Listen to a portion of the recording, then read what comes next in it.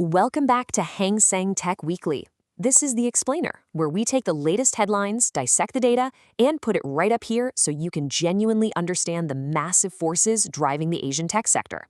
And wow, I am absolutely thrilled to have you here today because we've had a truly massive 7 days across our watch list. Seriously, if you've been tracking giants like Alibaba, Baidu, Lenovo, BYD, and Li Auto, you already know the landscape is shifting literally beneath our feet.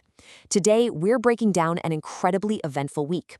Global computing demands are just sending shockwaves through Asian equities. The brutal EV price war is forcing some really tough strategic choices, and consumer tech giants, well, they're getting incredibly creative to capture that post-pandemic spending.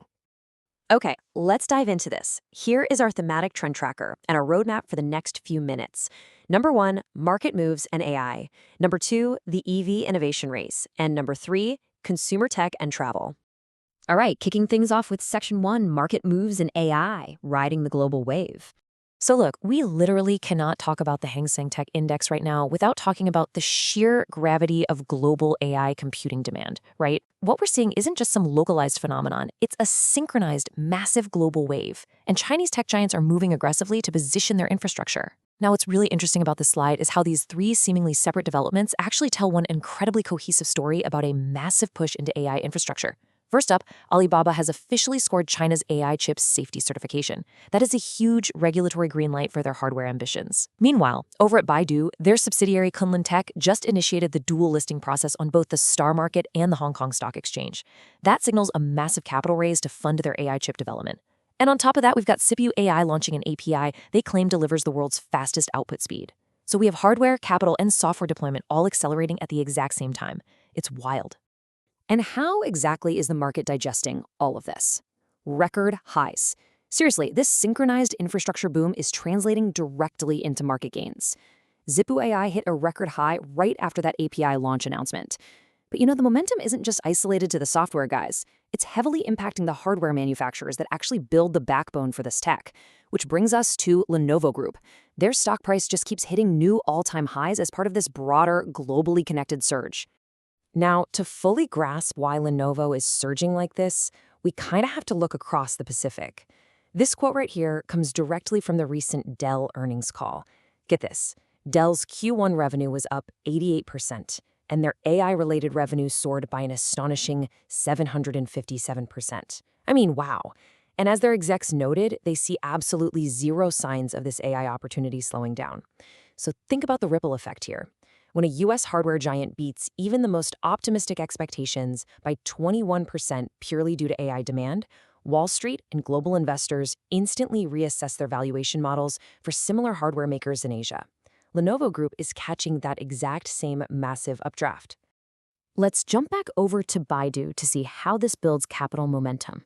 Driven entirely by the news of their Kunlun Tech IPO processes kicking off, Baidu Group SW saw an impressive 8.36% surge in just a single morning session. You see, when a company spins out its specialized AI hardware division for a public listing, it unlocks all this trapped value. It naturally attracts investors who want pure-play exposure to the AI computing boom. The capital markets are absolutely rewarding these strategic structural moves right now.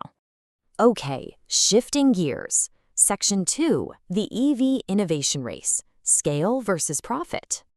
The electric vehicle sector remains an absolute battleground. I mean, it's fierce out there.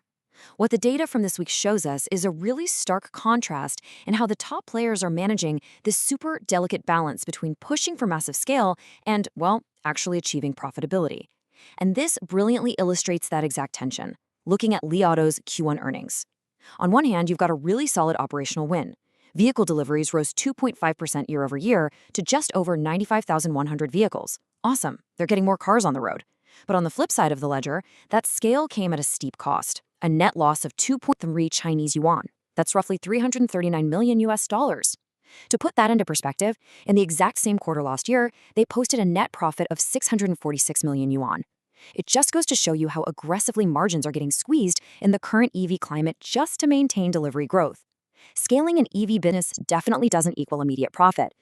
Now, while Li Auto navigates those financial pressures, BYD is taking a remarkably aggressive and totally different approach to consumer trust and tech adoption. BYD has made this incredibly bold public promise. They're aiming for zero accidents with their new autonomous driving systems. And, maybe even more surprisingly, they're vowing to actually cover crash costs for consumers who use these systems. Honestly, that is a massive statement. They aren't just selling a car here. They're fundamentally trying to de-risk the entire concept of self-driving for the mass market consumer. But, to back up a bold promise like that, BYD needs some seriously heavy-duty hardware, which they also unveiled this week. Enter the Zhuangji A3. This is China's very first 4-nanometer smart driving chip. And the crucial metric you want to focus on here is 700 TOPS. That stands for trillions of operations per second. To achieve Level 3 and Level 4 autonomous driving, where the car is handling the vast majority of the dynamic driving, the vehicle's brain has to process just an imaginable amount of sensor data in milliseconds. 700 TOPS gives them that raw computational horsepower needed to actually make good on those big safety promises. Of course, great technology really only matters if everyday people can actually afford it, right? So, alongside this new chip, BYD upgraded its LiDAR-based driver assistance system called God's Eye B, and they priced it at 12,000 won, which is about $1770. By keeping that price point accessible, BYD is aggressively pushing advanced hardware-heavy autonomy right out of the luxury niche and firmly into the broader consumer market. Let's move on to our final sector today. Section 3, Consumer Tech and Travel, Expanding Horizons. As we look at the broader Hang Seng tech landscape, it's not all just chips and cars. Consumer-facing platforms are actively expanding their horizons, coming up with incredibly creative ways to engage users.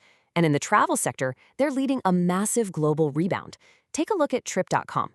They just kicked off their Envision Global Partner Conference. And guys, the scale of this thing is just staggering. They gathered 3,500 travel leaders representing 78 different countries and regions. This isn't just your standard corporate retreat. This is a very clear signal that Trip.com is actively positioning itself as the central architect shaping the future of global tourism, especially as the industry enters its next big phase of growth. And Trip.com isn't just talking about the future, they are literally funding it. So the crucial point is this. At the conference, they tapped into their $100 million Tourism Innovation Fund, and they awarded 10 standout projects a $60,000 grant each. By seeding innovation across the globe like this, they are actively ensuring that the broader ecosystem, the very ecosystem their platform completely relies upon, continues to evolve and attract travelers. Meanwhile, back on the local consumer front, Alibaba's grocery chain Freshly Habo is trying something, well, entirely different: experiential retail. Forget cloud computing for just a second. They've actually launched a pilot shared vegetable garden program right in the middle of Shanghai. Basically, they're letting you rent literal dirt. Here's how it works. Users purchase a 1-year subscription for a physical plot of land. They gain cultivation rights, naming rights, and eventually the right to actually harvest and eat the vegetables they've grown themselves. It's just a fascinating pivot from pure e-commerce delivery to this highly hands-on, lifestyle-oriented subscription model for urban consumers. And the economics behind this are actually pretty interesting. So for urbanites craving a little bit of nature, a 20 square meter plot costs 1,298 yuan. That's roughly $192. Now, if you want a bit more space, a 30 square meter plot will run you 1,598 yuan. It's an incredibly clever way for Alibaba to utilize land, generate recurring subscription revenue, and really deepen brand loyalty. I mean, they are offering an experience that you simply cannot get from your standard grocery delivery app. Well, we have covered a massive amount of ground today, from the soaring heights of AI computing to the literal dirt of shared vegetable gardens. But before we wrap up, I want to leave you with a critical, maybe a bit provocative question to chew on this week. Remember that Dell earnings call that sent Lenovo surging? Well, during that same call, executives issued a pretty stark warning. The global supply chain is currently facing 4 major shortages: DRAM, NAND, CPUs, and hard drives. So as we sit here watching companies like Baidu and Alibaba aggressively expand their AI infrastructure, the big question becomes, with these hard supply chain warnings flashing bright red, can this aggressive AI and tech rally actually sustain its momentum amidst these physical, real-world global constraints? Keep your eyes closely on those hardware supply lines, folks. They might just dictate our software future. Thank you so much for joining me on this explainer, and as always, keep learning.